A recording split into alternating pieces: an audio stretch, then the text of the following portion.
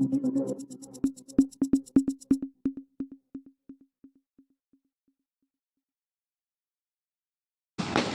जनता party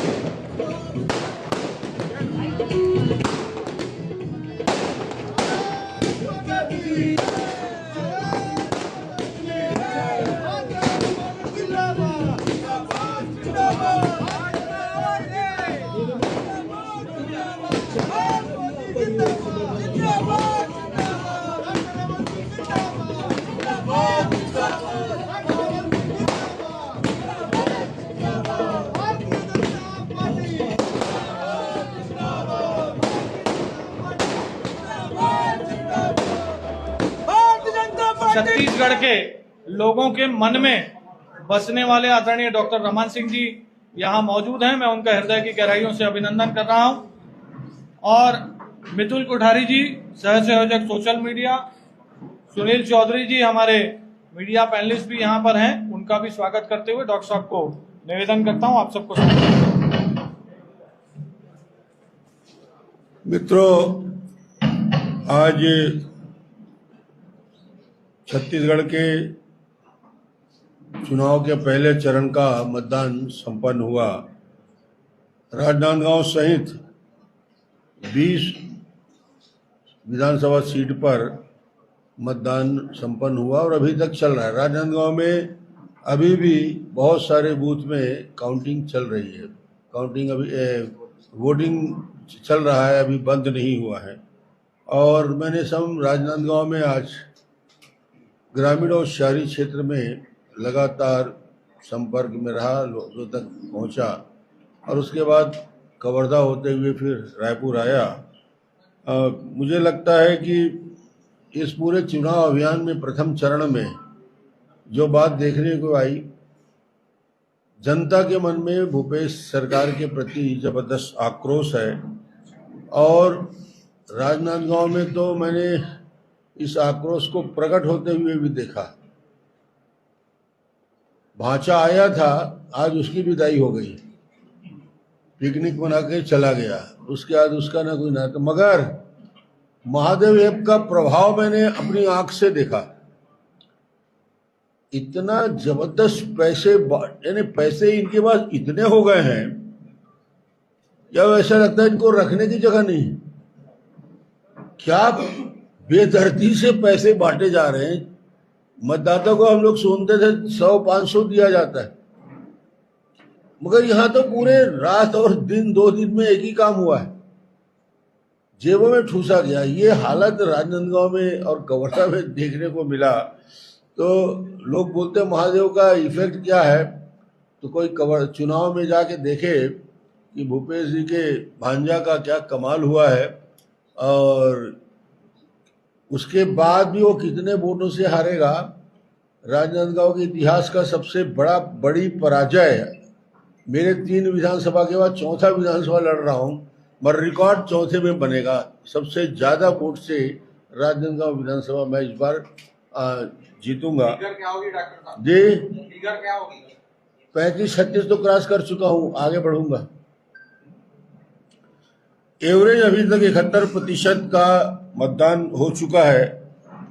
और मुझे लगता है कि रात के 12 बजे कलेक्टर ने अभी मुझे टेलीफोन से बात किया, तो 12 बजे तक एग्जैक्ट फिगर मैं दूंगा, ये उनका कहना था, क्योंकि अभी मतदान चल रहा है। और अनुमान जो लगता है, जो भाजपा का इंटरनल फीडबैक सिस्टम है और जो बेसिक सर्वे है, वो बड़ा साफ साफ भारतीय जनता पार्टी के चुनाव अभियान को बेहद उत्साहजनक और बता रहे हैं। और बड़ा अनुमान जो लगाया जा रहा है स्पष्ट रूप से, भारतीय जनता पार्टी 20 सीटों में 15 से 18 सीट पर जीतने की स्थिति में आज भारतीय जनता पार्टी है। और परिवर्तन का जबरदस्त अंडर करेंट है लोगों के मन में। वोटर जम के वोट डालने के लिए निकल रहे हैं उत्साह के साथ। इस बार बस्तर की हालत बता दूं, कांग्रेस के 3 मंत्री सहित उनके प्रदेश अध्यक्ष भी अपनी सीट बचाने में सफल नहीं हो पा रहे हैं। बस्तर के चुनाव में उनके कांग्रेस के 3 मंत्री सहित उनके अध्यक्ष भी सीट नहीं बचा पा रहे हैं, बुरी तरह से पीछे हैं। और ये स्पष्ट हो गया कि शराब का असर क्या होता है, लोग बोलते थे, कोयले का असर क्या होता है, पीएससी घोटाले का गांव में क्या असर होता है, या चावल घोटाले का असर क्या होता है, ये मतदान में दिखा दिया। मतदाताओं का हुजूम भारतीय जनता पार्टी के शिविरों में जो खड़े होकर उत्साहित हो रहे थे, तो निश्चित रूप से एक जबरदस्त रुझान देखने को मिला। दूसरा चरण 17 नवंबर को 70 सीटों पर होगा और अब ये स्पष्ट हो चुका है कि लोगों ने मोदी जी की गारंटी पर भरोसा किया है और भारतीय जनता पार्टी स्पष्ट बहुमत के साथ छत्तीसगढ़ में सरकार बनाने जा रही है। इन्होंने कृषि के क्षेत्र में धान के खरीदी के विषय को लेकर अपनी बात रखी और हमने अपनी बात रखी। भारतीय जनता पार्टी ने 3100 रुपये के हिसाब से 21 क्विंटल खरीदी करके प्रति एकड़ 65,100 रुपया लाभ दे रही है।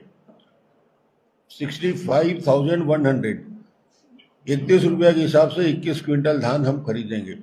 वहीं कांग्रेस 32 समर्थन मूल्य में जो धान खरीद रही है 3200 रुपया और 20 क्विंटल यानी 6400 रुपया प्रति एकड़ 1100 रुपया भारतीय जनता पार्टी किसानों को धान की कीमत ज्यादा दे रही है प्रति क्विंटल प्रति एकड़।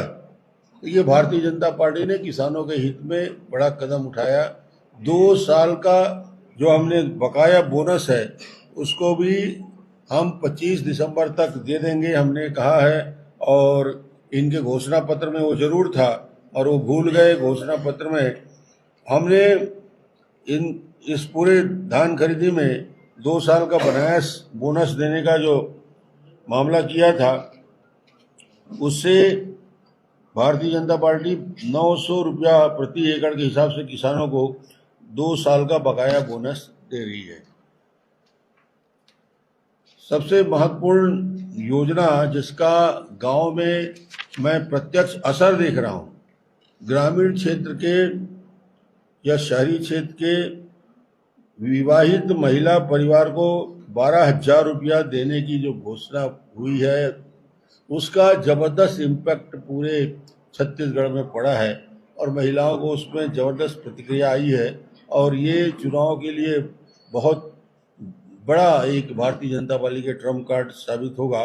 जैसे पूरे प्रदेश में एक वातावरण का निर्माण हुआ है। 500 रुपये में एलपीजी गैस कनेक्शन की बात भी हुई है।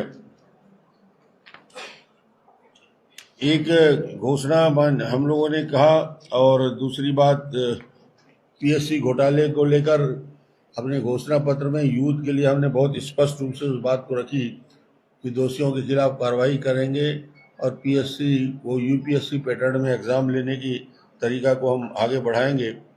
महादेव ऐप में शुभम सोनी ने तो अब साफ शब्दों में कह दिया, भूपेश बघेल प्रमाण मांगते हैं कि भैया मेरे खिलाफ प्रमाण क्या है। शुभम सोनी मीडिया के सामने आकर महादेव ऐप का संचालक बोल रहा है 508 करोड़ दिया हूं, तो क्या भूपेश बघेल चाहता है 508 करोड़ के नोटों की गड्डी के साथ उसको पकड़ा जाए?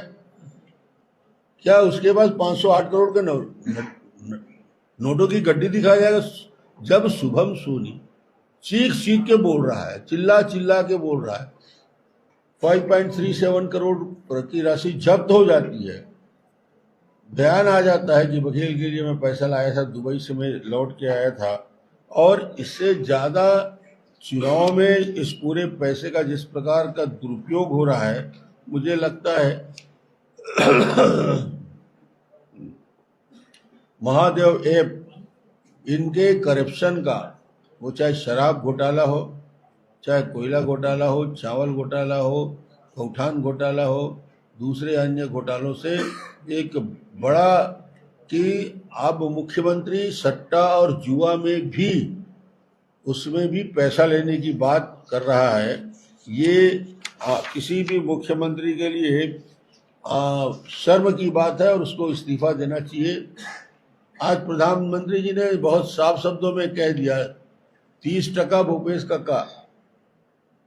अब इससे बड़ी बात देश का प्रधानमंत्री क्या बोल सकता है? इससे बड़ी बात और क्या हो सकती है कि छत्तीसगढ़ से लेकर हिंदुस्तान तक ये बात जा चुकी है कि बिना 30% के छत्तीसगढ़ में कोई काम नहीं होता और 30% का खेल पूरा छत्तीसगढ़ में चल रहा है। आने वाला चुनाव की तैयारी में हम सब लग गए हैं और स्पष्ट बहुमत से सरकार बनेगी। आप पूछिए। One by one. डॉक्टर साहब, आज जो है आप से मुक्त हुए और बाकी किन सीटों में आप कड़ी चुनौतियां देख रहे हैं और आपका फोकस अब आगे कहाँ होगा? पार्टी जहां भेजेगी वहां मैं जाऊंगा। मेरी तैयारी तो यही है कि जहां जहां पार्टी का निर्देश होगा डॉक्टर रमन अपने पूरे समय का उपयोग वही करेगा। डॉक्टर साहब महादेव में अमर अग्रवाल भाई का गाड़ी का वो आ रहा है, उसके लिए आप क्या बोलेंगे? अरे भाई, उसने तो स्पष्टीकरण दे दिया यार, दोबारा क्यों पूछवा रहे हो? गाड़ी बेच दिया बहुत पहले, 6 महीने पहले। डॉक्टर साहब 15 से 20 डॉक्टर साहब भाजपा ने एक मिनट सवाल पूछिए ना।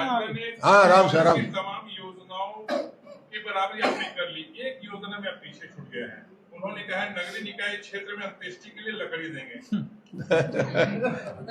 चलिए, ठीक बोल रहे हैं। किसी में सर, बोनस को देने की आपने बात कही। भारतीय जनता पार्टी की सरकार बनती है तो 25 दिसंबर तक जनता को किस तरह से विश्वास दिलाएंगे आप?